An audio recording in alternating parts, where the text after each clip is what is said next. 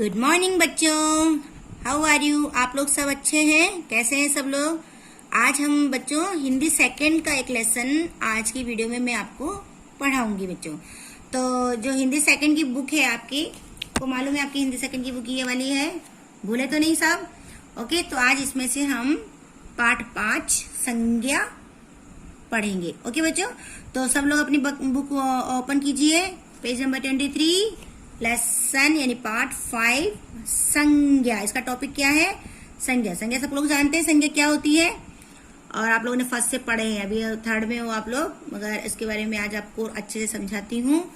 तो देखिए यहाँ से बच्चों, आप सभी जानते हैं कि प्रत्येक व्यक्ति, वस्तु, स्थान, पशु, भाव आदि सभी के कुछ न कुछ नाम अवश्य होते हैं। नाम बताने वाले सभी शब्दों को संज्ञा कहते हैं। ओके, नाम बताने वाले, हर चीज का एक नाम होता है और नाम बताने वाले शब्दों को हम संज्ञा कहते हैं। ये एक मैंने थोड़ा अच्छे से समझाया आपको, इसकी परिभाषा मैं आपको समझाऊंगी, उसके बाद वो शॉर्ट में है, मगर आपको ये समझ आए सब चीजों का एक नाम होता है और उन नाम को ही हम संज्ञा कहते हैं। जैसे कबूतर, कुतुब मीनार, बस, हंसता हुआ बच्चा, ये सब एक नाम है। उपरोक्त चारों चित्रों में कबूतर, पक्षी, कुतुब मीनार स्थान का, बस वस्तु का और हंसता हुआ बच्चा भाव का नाम है। हिंदी भाषा में ये सभी नाम संज्ञा कहलाते हैं। ओके बच्चों, आप देखिए इसकी परिभाषा। संज्ञा किसे कहते हैं?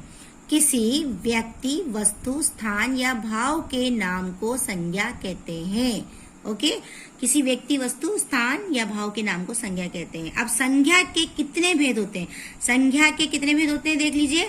विभिन्न व्यक्ति, स्थान, वस्तु, भाव आदि के नामों के आधार पर संज्ञा के 3 भेद होते हैं।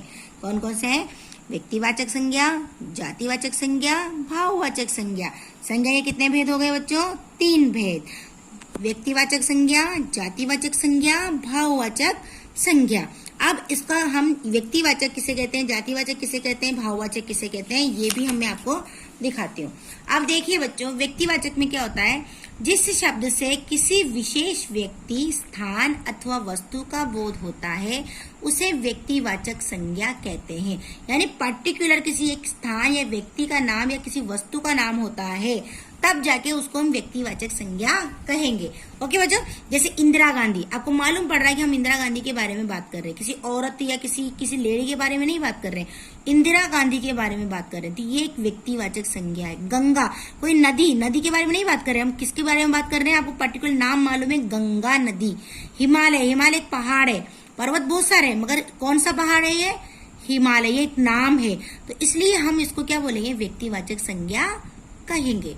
इंदिरा गांधी, गंगा, हिमालय व्यक्तिवाचक संज्ञा के उदाहरण है।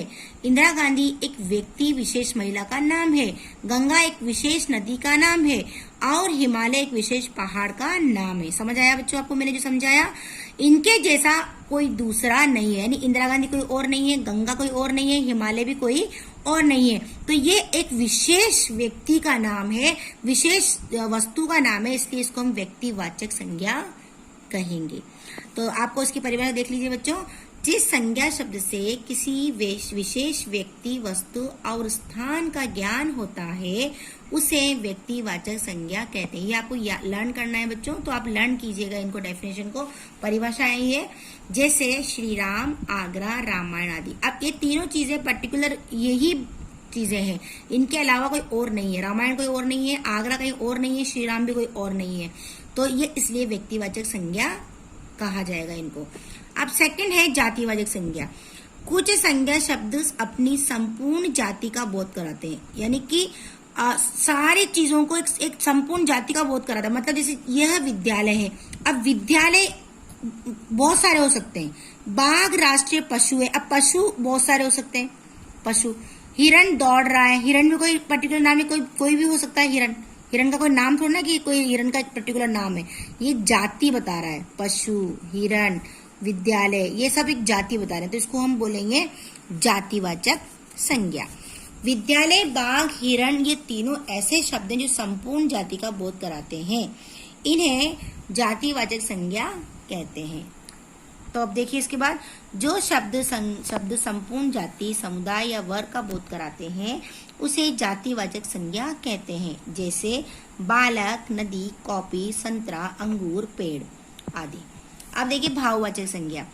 भाववाचक संज्ञा में क्या होता है बच्चों, जिस संज्ञा शब्द से किसी गुण, दोष, दशा, स्थिति, अवस्था आदि भावों का बोध होता है उसे हम भाववाचक संज्ञा कहते हैं। जैसे प्रेम, ये भाव है, भाव प्रकट हो रहा है। दया, दया भी एक भाव प्रकट हो रहा है हमारा। सुंदरता, सुंदरता भी क्या है, एक भाव है। बुढ़ापा भी एक भाव है। बचपन, ये सब क्या है, भाव प्रकट कर रहा है, यानी भाव का बोध होता है।